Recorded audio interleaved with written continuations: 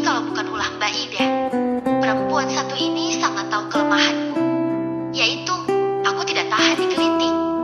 Bangun Disti, waktunya sholat subuh. Aku meliriknya tajam. Kenapa kau tak mengucapkannya dengan mulut? Aku tahu kau tak kehilangan suaramu Mbak Ida. Aku beranjak dari tempat tidur. Dari kamar mandi, aku bisa mendengar gelak tawanya. 15 menit kemudian, aku keluar dari kamar mandi berlari mengambil handuk yang sudah disiapkan oleh Mbak Ida dan kebiasaanku lupa mengambilnya. Ia juga sudah menyiapkan mukenaku. Sesaat setelah menjalankan kewajiban, aku menyalami tangannya yang dibalas dengan pelukan hangat seperti biasa. Hari ini aku akan menagih janji Mbak Ida yang sudah dibuatnya beberapa hari yang lalu. Kami akan ke kebun binatang. Wah, betapa penasarannya aku ketika Mbak Ida mengucapkannya. Tidak terbayang olehku kebun binatang yang dimaksud oleh Mbak Ida itu seperti apa. Namun, setelah ia memberikanku gambaran melalui YouTube, aku semakin tertarik dibuatnya. Aku akan melihat para binatang-binatang yang tak pernah kulihat sebelumnya. Aku beralih ke atas ranjang, melihat Mochi yang masih betah bergelung di atas selimut tebal yang dijadikannya alas daripada memakainya sesuai manfaat. Aku menggeleng melihat tingkahnya. 2 hari ini bersama denganku. 2 hari itu pula ia tak pernah meninggalkanku sedikit pun. Aku sangat menyukainya hadiah pertama dari Kak Amel. Aku menyentuh Mbak Ida untuk melihatku. Boleh aku membawanya? Tanyaku penuh harap. Aku melihat Mbak Ida berpikir sebentar. Mochi pasti senang bertemu dengan teman-temannya yang baru tambahku meyakinkan. Tentu saja, ujar Mbak Ida semangat. Aku loncat-loncat kegirangan di atas ranjang, senang sekali. Aku menghambur ke pelukannya. Bolehkah aku juga menganggap Mbak Ida sebagai ibuku? Ketika matahari sudah keluar dari persembunyiannya dengan sempurna, barulah kami melangkahkan kaki keluar gerbang. Mbak Ida menolak untuk memakai sopir. Ku tidak tahu kenapa ia menolak untuk memakai sopir yang sudah ditawarkan oleh ayah.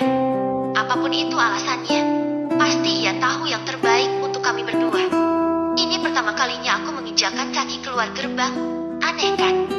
Aku juga tidak tahu. Selama ini aku hanya diam di dalam rumah. Kami masih bertahan untuk berjalan kaki saja. Aku tak ingin kehilangan momen pertamaku keluar dari rumah sejak saat kami tinggal di sini. Setiap langkah, aku perhatikan sejauh mata memandang. Memandangi takjub pohon-pohon yang mengeluarkan aroma segar dan hijaunya dedaunan seperti aroma taman bunga kecil di belakang rumah hasil kerjaku dengan Mbak Ida. Sampai kami berhenti di sebuah jalan besar, sebuah mobil berwarna biru bertuliskan taksi di bagian atas berhenti tepat di depan kami. Mbak Ida membuka pintu penumpang mobil tersebut. Dengan cepat, aku menahan tangannya. Kenapa Mbak Ida sembarangan naik mobil itu? Tidakkah ia curiga? Setelah mengerti kekhawatiranku, Mbak Ida tersenyum lembut. Tidak apa-apa, Bapak itu baik. Dia yang akan mengantarkan kita ke kebun binatang. Apa? Mengantarkan kami ke kebun binatang? Yang benar saja. Lalu kenapa Mbak Ida menolak sopir ayah kalau ternyata kita harus naik mobil lain juga? Aku cemberut. Meski demikian, aku masih mengikutinya duduk manis di sampingnya. Setelah perjalanan yang lumayan jauh menurutku, akhirnya kami memasuki kota. Kota? Inikah yang orang sebut kota? Aku masih mengedarkan pandangan ke sana kemari. Banyak mobil yang terlalu lalang. Ada juga mobil yang sama dengan mobil yang aku dan Mbak Ida tumpangi. Ada juga sepeda motor persis seperti yang sering kutonton di HP milik Mbak Ida. Mobil yang kami tumpangi berhenti. Aku hampir membuka pintu mobil tersebut saat Mbak Ida menahan lenganku. Kenapa? Tanyaku. Kita belum sampai. Sekarang kita sudah mengalami kemacetan. Jelas Mbak Ida. Macet. Aku pernah mendengarnya di berita yang sering Mbak Ida tonton di TV. Macet adalah suatu keadaan di mana kendaraan menumpuk karena terlalu ramai. Lalu, kapan kita akan sampai?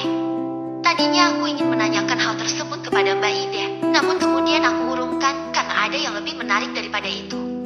Ada banyak bangunan-bangunan di samping kanan dan samping kiri jalan, dan ada banyak manusia di luar sini. Masya Allah, ini sungguh pengalaman yang menakjubkan. Begitu Mbak Ida sering mengajariku ketika melihat keindahan yang diberikan oleh Tuhan. Oh iya, aku juga memakai hijab seperti yang Mbak Ida pakai. Kami seperti ibu dan anak. Kalaupun ada yang mengatakan demikian, maka aku tidak akan menolaknya. Tapi ada ada juga orang-orang yang aku lihat berjalan lalu lalang tidak memakai hijab seperti yang kami kenakan.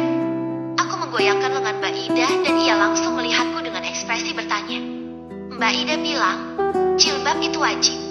Lalu kenapa mereka tak mau memakainya? Tanyaku menunjuk kepada mereka yang membiarkan rambut indah mereka tergelai di tiup angin. Mungkin mereka belum tahu, jawab Mbak Ida. Maka, kita yang sudah tahu harus menggunakannya. Kalau tidak, nanti Allah pasti marah kepada kita. Aku mangut-mangut. Lalu, kenapa kita tidak memberitahu mereka? Tanyaku lagi. Dengan kita memakainya, kita sudah menyampaikannya melalui tindakan. Memberitahu orang itu harus pelan-pelan agar mereka dapat menerima dengan baik tanpa melukai hati mereka. Wah, anaknya sangat pintar ya, Bu. Suara seorang yang menyupir kami menyela obrolan kami. Aku bisa melihatnya. Ia memperhatikan kami sejak tadi melalui kaca yang menggantung di atas kepalanya. Iya, Pak. Dia sangat pintar. Ini kali pertamanya kalinya datang ke kota. Jawab Mbak Ida ramah. Bapak itu mangut-mangut. Saya jadi ingat anak saya di rumah. Seumuran sepertinya dengan anak ibu. Umur anak bapak berapa? 7 tahun, Bu. Dia juga 7 tahun, Pak. Mbak Ida mengusap kepalaku dengan sayang. Sebelum masuk ke dalam kebun binatang, kami membeli beberapa makanan burung yang sudah disediakan di konter makanan hewan dekat gerbang. Kata Mbak Ida, kalau ingin lihat dekat kita tinggal berikan makanannya. Betapa excitednya aku ketika menginjakan kaki pertama kali dan melihat betapa banyaknya anak-anak yang sepertinya seumuran denganku berlari ke sana kemari masih di bawah pengawasan orang tua yang juga ikut tertawa melihat tingkah mereka. Aku menarik tanganku dari genggaman Mbak Ida ingin ikut berlari. Namun tiba-tiba langkahku terhenti di tengah rindangnya pohon. Nyanyian burung terdengar sangat indah di telingaku. Kemudian petugas yang menjaga sedang memanggil mereka. Para burung pun datang untuk mengambil makanan di tangannya. Dengan siulan yang tak aku mengerti apa maksudnya. Mereka datang. Beberapa kakak tua bertengger di lengan ketiga petugas itu. Aku sangat beruntung. Begitulah setidaknya yang bisa kutangkap dari keempat orang dewasa termasuk Mbak Ida yang entah sejak kapan mereka larut dengan obrolan mereka. Kebiasaanku menggoyang-goyangkan tangan Mbak Ida ketika aku meminta dirinya untuk melihatku. Tentu saja itu cara yang paling sopan yang bisa kugunakan. Meskipun Mbak Ida pernah menyarankan untuk menggunakan barang kecil dan melemparkan ke tubuhnya. Ternyata renyekan tanpa suaraku bukan hanya menyedot perhatian keempat orang tersebut, tapi juga seekor kakak tua malah ikut melihatku dan sejurus kemudian ia mengepakkan sayap kembali bertengger. Tapi bukan di lengan sifat tugas tersebut, melainkan di pundakku.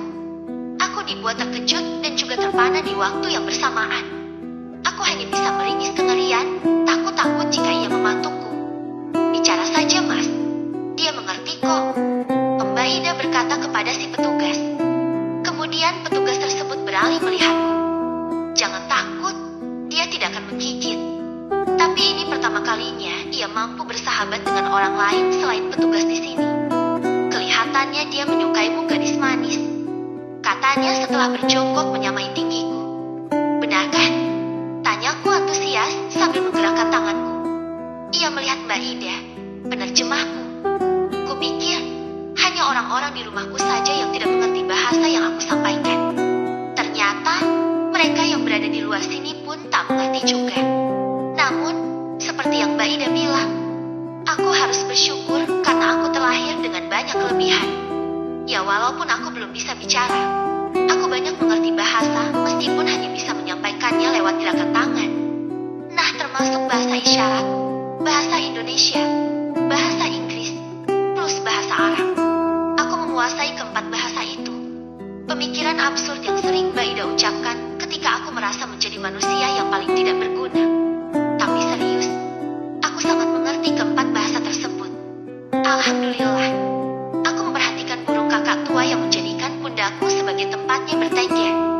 Ingin sekali aku bertanya kepadanya. Bagaimana rasanya terbang? Apakah ketika aku besar aku akan bisa terbang sepertinya? Puas berkeliling kebun binatang. Kami melanjutkan petualangan ke sebuah gedung yang teramat sangat besar berisikan berbagai jenis barang dan lautan manusia. Lagi-lagi ini kali pertamanya untukku melihat hal yang menakjubkan. Aku memang sering menontonnya di TV. Tapi ada sesuatu yang berbeda ketika melihatnya secara langsung. Kami pun membeli es krim, burger, bermain, Dan masih banyak lagi yang kami lakukan hingga hari berubah menjadi gelap. Disinilah kami sekarang, menyusuri jalan raya yang mungkin tak pernah lengang. Lalu lalang kendaraan tak pernah berhenti, masih sama sejak pagi tadi. Ramai namun masih terkendali. Setelah selesai melaksanakan kewajiban kami, selepas salat isya kami hanya berjalan melangkahkan kaki tidak tahu kemana. Tapi badanku rasanya sudah lelah. Aku rindu Mochi. Aku juga rindu rumah. Aku membatalkan niatku untuk membawa Mochi ikut keluar dengan kami. Karena Mbak Ida bilang mungkin saja Mochi tak akan pernah ikut kami pulang kembali atau hilang. Karena ia akan bertemu dengan banyak teman-temannya di kota. Tentu saja dengan lantang aku mengatakan tidak untuk melanjutkan niatku membawanya ikut ke kebun binatang. Kamu capek? Tanya Mbak Ida setelah keheningan yang terjadi antara kami. Aku mengangguk kemudian menghentikan langkah. Otomatis Mbak Ida juga melakukan hal yang sama. Ia memperhatikanku dengan senyum yang selalu membuatku menghangat. Kapan kita akan pulang? Aku menggerakkan tangan. Sebentar lagi ya, sayang. Dari tadi Mbak Ida selalu bilang sebentar lagi. Protesku. Mbak Ida kemudian berjongkok menyamakan tingginya dengan tubuhku. Kamu ingin terbang? Aku melebarkan mataku mengganggu semangat. Baiklah, Mbak Ida berbalik membelakangiku. Ia menyuruhku untuk naik ke punggungnya. Tanpa pikir panjang, aku memeluk lehernya dan ia mulai bangkit. Sangat nyaman rasanya. Aku merentangkan tangan, merasakan angin malam yang berhembus pelan. Beginikah rasanya terbang? Aku pernah melihat ayah dan Kak Raffi yang menggendong Kak Amel di punggung mereka. Beginikah rasanya digendong? Pantas saja jika Kak Amel selalu meminta salah satu dari mereka untuk melakukannya ketika waktu senggang. Bahkan ayah rela meninggalkan makannya demi melakukan hal ini untuk Kak Amel ketika ia merengek. Aku pernah penasaran bagaimana rasanya. Tapi aku tak punya keberanian untuk mengatakan keinginanku, atau mungkin lebih tepatnya aku tak pernah punya kesempatan. Karena ketika aku hendak mengungkapkan keinginanku, hanya gulat lelah yang seringkali aku temukan di wajah mereka para orang tuaku. Aku tak akan pernah tega meminta mereka untuk memenuhi keinginan tak jelasku, yang hanya akan membuat mereka bertambah lelah. Sudahlah, sekarang rasa penasaran aku sudah terbayar bukan? Meskipun punggung Mbak Ida tidak sebidang punggung ayah yang terlihat sangat nyaman, tapi ini juga sangat nyaman. Lalu, suara Mbak Ida membuyarkan lamunanku. Disti, kamu sudah tidur? Tanyanya. Mungkin karena aku tidak lagi bergerak sejak tadi dan hanya menyandarkan daguku di atas pundak kanannya. Aku menggeleng. Disti, aku bisa mendengar helaan nafas darinya. Nanti, jangan pernah menundukkan kepalamu. Ketika kamu berjalan, jangan pernah tundukkan kepalamu. Aku masih tidak mengerti apa yang Mbak Ida bicarakan. Sekarang, meski dunia menghujatmu, meski dunia menertawakanmu, angkatlah kepalamu dengan lantang. Ingatlah, Disti, bahwa kita masih hidup di dunia yang sama dengan mereka. Kita masih menginjak bumi yang sama dengan mereka. Tersenyumlah selalu, karena dengan begitu kamu dapat melawan mereka. Jangan pernah takut kepada siapapun, karena yang boleh kamu takuti hanyalah Allah, tak ada yang lain. Ini pertama kalinya aku mendengar Mbak Ida berbicara sangat serius. Tapi tak urung aku menganggukkan kepalaku. Kuangkat badanku lalu mengecup pipinya. Ia tertawa. Aku menyayangimu, Mbak. Sangat menyayangimu. Aku membutuhkanmu untuk membantuku melawan mereka. Aku membutuhkanmu untuk bisa bertahan. Aku tidak tahu semengerikan apa dunia yang kau maksud. Tapi, aku akan selalu berusaha untuk tidak mengecewakanmu. Mbak, insya Allah, aku sangat menyayangimu. Mbak Ida. Mbak Ida memanggil sebuah taksi dengan hanya melambaikan tangannya di tepian jalan. Aku tersenyum melihatnya penuh arti. Bisakah aku melakukannya juga? Tanya aku berharap bisa mempraktekannya ketika satu taksi berhenti di seberang jalan. Mbak Ida menggeleng. Kita sudah mendapatkannya. Ia tampak sedang berpikir lalu melanjutkan. Kita akan mempraktekannya lain kali. Ayo. Aku berjalan mendahuluinya hingga aku berdiri di belakang taksi tersebut. Sedangkan Mbak Ida masih tertinggal di belakang. Jalanan cukup lenggang hingga ia membiarkanku berjalan sendiri. Aku membalikan badan, menggerakkan tangan menyuruhnya cepat untuk menyusulku, yang hanya dibalas senyuman manis oleh Mbak Ida. Sopir taksi itu membukakan pintu untukku. Tapi, berat. Aku perlahan membalikan badan seraya melangkah untuk melihat asal suara yang menyita para pengendara untuk berhenti di sana. Pijakanku seolah runtuh. Pikiranku bias untuk bisa mencerna apa yang sedang terjadi. Suara decitan roda yang beradu dengan kerasnya aspalah yang mengembalikan pikiranku. Aku tidak tahu sejak kapan aku melangkah hingga aku baru menyadari bahwa sekarang aku berada di tengah jalan raya mendekati kerumunan. Aku bahkan tak peduli dengan umpatan orang-orang yang merasa aku menghalangi jalannya. Tubuhku runtuh di samping perempuan yang telungkup di atas aspal di depanku. Darah segar mengalir di samping kepalanya.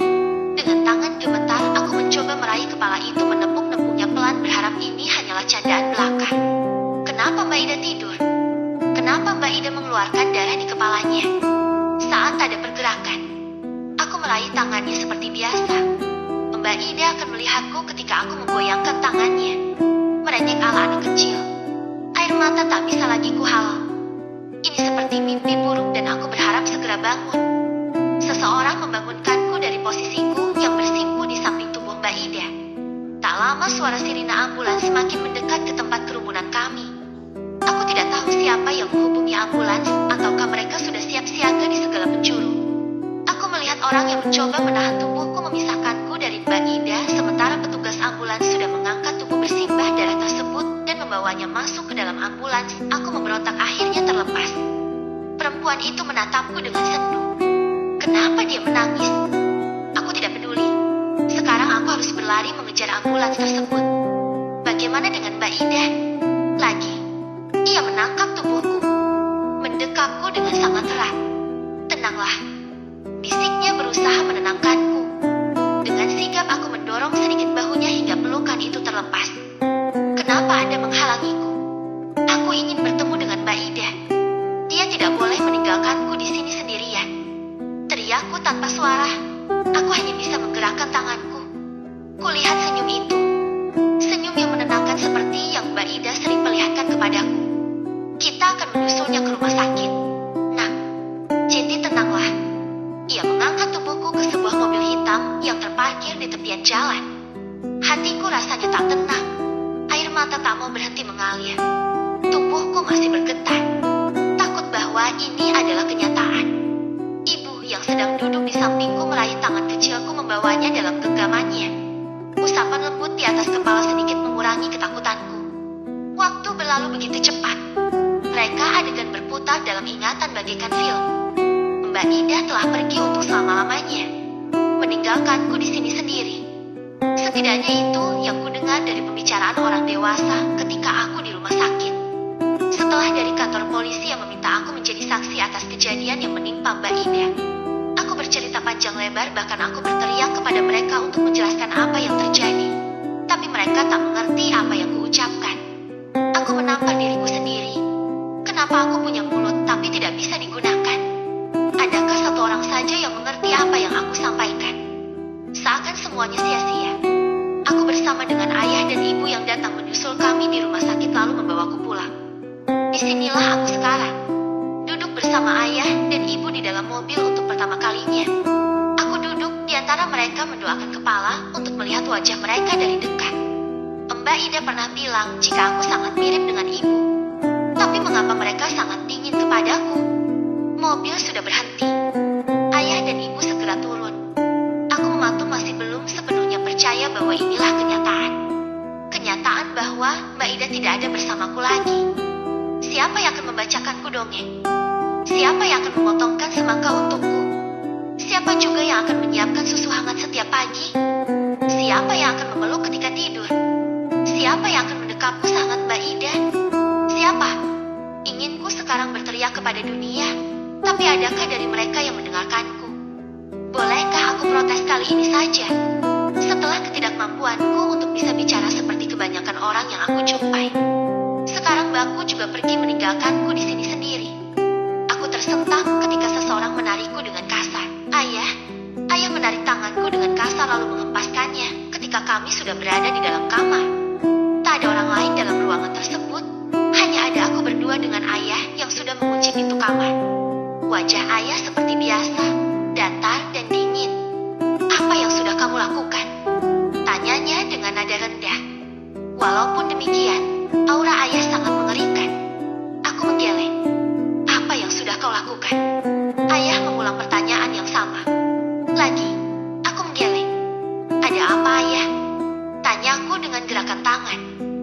Bicaralah, apa yang sudah kau lakukan?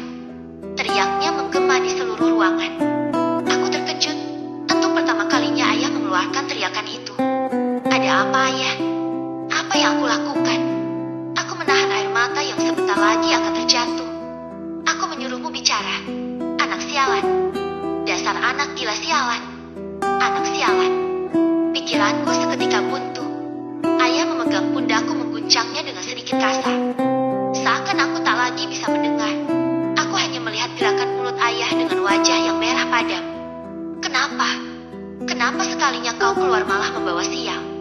Suaranya semakin meninggu. Plak. Satu tamparan berhasil mendarat di pipiku. Seketika aku merasa panas di sekitar wajahku. Aku mengelap bibirku dengan punggung tangan ketika kurasa ada sesuatu yang keluar dari sudut bibirku. Mataku menangkap darah yang mengalir. Tapi, aku tak peduli. Ayah menatapku tajam penuh kebencian. Aku menggeleng berusaha menepi segala ucapan ayah. Lalu aku memeluk kakinya. Aura ayah semakin mengerikan. Tidak, itu tandanya ayah sayang sama aku kan? Ayah marah karena khawatir sama aku. Iya kan? Ayah pasti sangat khawatir sama aku. Ayah menarik tubuhku dari kakinya dengan kasar. Ia mengusap rambutnya dengan kasar lalu keluar dari kamar menghempaskan pintu menimbulkan dentuman keras hingga aku terlonjak dari tempatku berdiri. Ini pertama kalinya ayah masuk ke kamarku. Mbak Ida, ayah hari ini masuk ke kamarku. Aku tersenyum simpul. Ayah sangat khawatir sama aku, Mbak. Aku mendongak menatap langit bertabur bintang. Mbak Ida sudah sampai di sana. Mbak sudah sampai di langit. Kenapa Mbak perginya sendiri? Kenapa tidak mengajakku? Kata Mbak, surga itu indah. Lalu kenapa pergi ke sana sendiri? Mbak curang ah. Bisakah aku tidur malam ini sendiri?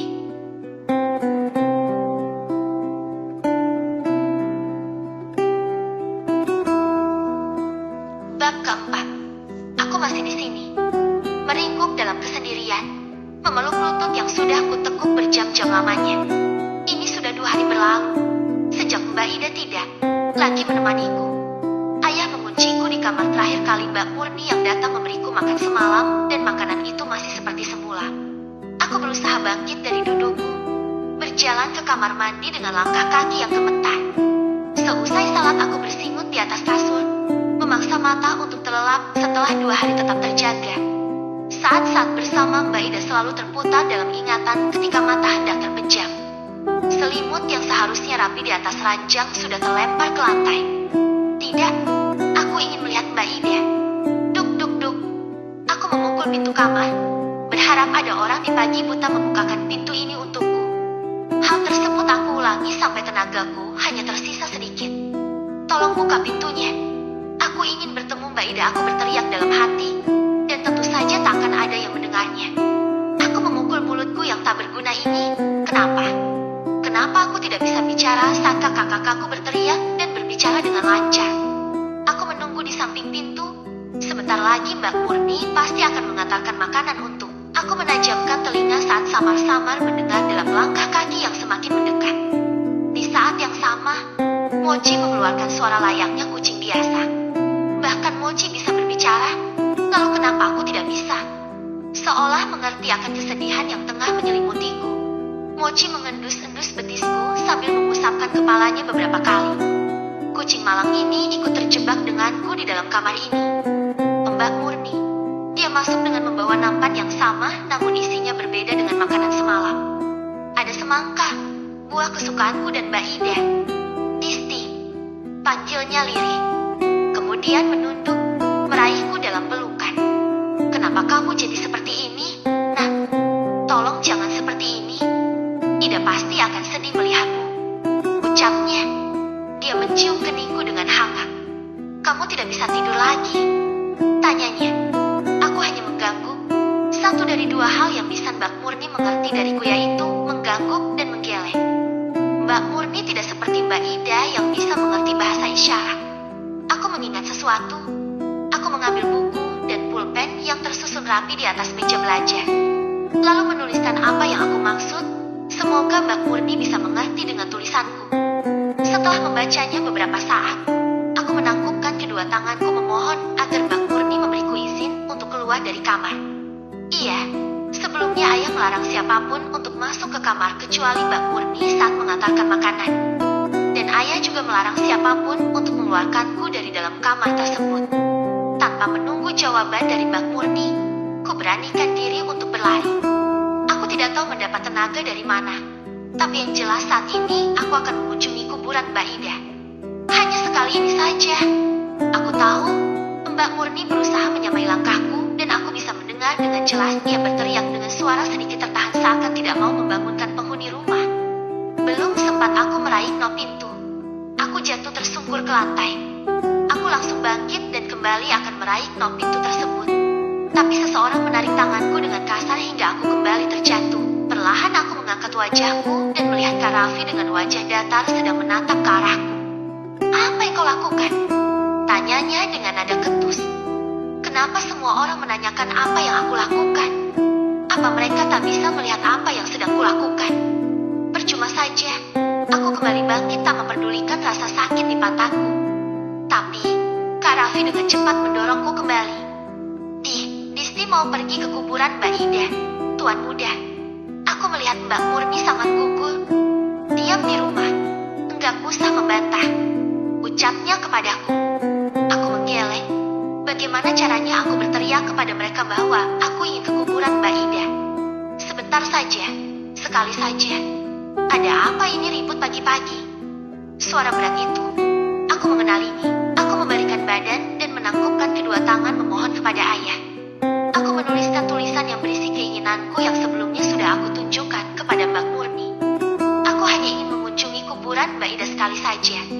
Tanpa membalasku, ayah kemudian menarik tanganku dengan kasar. Ia menghempaskannya hingga aku terjatuh di atas rumput. "Kamu mau keluar kan?" Ia mendelik tajam ke arahku. Aku mengangguk semangat dan kembali bangkit. Senyum terbit dari bibirku. Aku menunduk berkali-kali menyampaikan terima kasihku kepada ayah. "Pergi dari sini dan jangan pernah kembali," ucapnya tajam. "Assalamualaikum." Biarkan aku mengucap itu walau mereka tak mengerti. Aku melangkah keluar dari gerbang. Sudah kubilang bahwa kami tinggal di sebuah rumah pinggiran kota. Rumah yang satu-satunya berdiri sangat jauh dari jangkauan orang banyak. Aku berlari, berharap ada mobil biru yang sebelumnya pernah aku naiki bersama Mbak Ida. Aku berlari kecil menyusuri jalan, tapi tak ada satupun kendaraan yang lewat. Matahari terus merangkak naik, tapi aku masih di jalan yang aku tidak tahu di mana aku sekarang. Aku tak tahu sudah sejauh mana aku berjalan, tapi kota masih juga belum nampak. Kiri dan kanan jalan masih terhiasi oleh pohon rindang yang hijau. Kendaraan yang aku harapkan datang belum juga menampakkan diri. Hanya ada 4 kendaraan yang berisikan binatang ternak atau rumput di atasnya. Aku tidak boleh lelah, tapi tidak makan dari kemarin pagi membuat lututku gemetaran. Langkahku yang pelan saat mata menangkap sebuah rumah bercat putih di tengah rindangnya pohon jati yang menjulang dan rapi berbaris hingga halaman. Seorang remaja yang aku perkirakan seusia Kak Raffi sedang bermain kuda di samping rumah, ditemani oleh seorang wanita. Wanita itu duduk di bangku panjang, sementara anak remaja laki-laki itu masih menunggang kuda seraya mengelus kepala sang kuda yang ditumbuhi rambut di bagian kepala. Kuda poni gumamku dalam hati. Tanpa ragu, aku melangkah mendekati keduanya. Lantas sejurus kemudian, perhatian 2 manusia beda generasi itu berpindah kepadaku yang tiba-tiba muncul entah dari mana. Mereka melihatku dari ujung kepala sampai ujung kaki. Ah iya, selesai mandi subuh tadi aku masih memakai pakaian kemarin yang lusuh. Aku memainkan ujung jilbab yang kukenakan. Bagaimana caranya aku berbicara dengan mereka? Namun satu hal yang aku ingat sekarang. Aku seperti pernah bertemu dengan wanita itu. "Assalamualaikum," kataku dengan gerakan mulut dibarengi dengan tangan tanpa suara. "Waalaikumsalam," jawab wanita itu dengan gerakan tangan juga. Apa? Dia bisa bahasa isyarat juga. Berkali-kali aku mengucapkan rasa syukur dalam hati. "Ada apa?" "Nah," tanya wanita itu menghampiriku, pun dengan laki-laki yang sudah turun dari kudanya. "Apa Anda punya makanan? Bolehkah aku memintanya sedikit? Aku lapar." Aku memegang perutku setelah mengatakan itu. Masih dengan gerakan tangan, 2 orang yang aku duga anak dan ibu itu saling pandang memandang. Kemudian, keduanya tersenyum sambil melihatku. "Ayo, ikut dengan kami," katanya. "Nama Anda siapa?" siapa? Tanyaku sebelum kuputuskan untuk mengikuti mereka berdua. Andina dan ini anak ibu, namanya Rihan. Ia menunjukkan buku kecil lalu menunjukkannya kepadaku. Aku mengambil buku itu lalu menuliskan namaku tanpa diperintah. Adisti Kurnia. Nama yang cantik, secantik orangnya. Pujinya. Aku membalasnya dengan tersenyum. Kami sudah berada di dalam rumah yang kecil namun sangat istimewa karena penataan ruang yang benar-benar rapi dan tidak membosankan. Ada lukisan di setiap tembok, beberapa berbentuk alat-alat medis yang pernah kulihat di rumah sakit waktu itu. Anak laki-laki tersebut melempariku dengan sebuah pouch kecil berwarna hitam. Aku tidak tahu isinya apa, namun itu tidaklah sakit. Kamu dari mana? Kenapa sendirian? Tanyanya. Aku dari rumah yang jauh. Aku ingin pergi ke tempat ini. Tunjukku pada sebuah kertas kecil berisi alamat rumah Mbak Ida yang pernah dia berikan. Kak Indah kemudian melempari ibunya dengan pouch kecil yang tadi sempat dilemparinya kepadaku. Ibu Laras mendekati kami di meja makan. Tangannya memegang piring berisikan kepiting asam manis dan ayam goreng. Kak Indra kemudian menunjukkan kertas tersebut kepada Ibu Laras. Ia memberitahu jika aku ingin ke sana. Ini sangat jauh, jauh sekali dari Jogja. Kenapa kamu ingin pergi ke Bogor? Tanyanya. Aku ingin mengunjungi ibuku. Bohongku. Tapi tidak sepenuhnya aku berbohong. Aku memang ingin mengunjungi Mbak Ida yang sudah aku anggap sebagai ibu. Tapi dia bukan ibuku.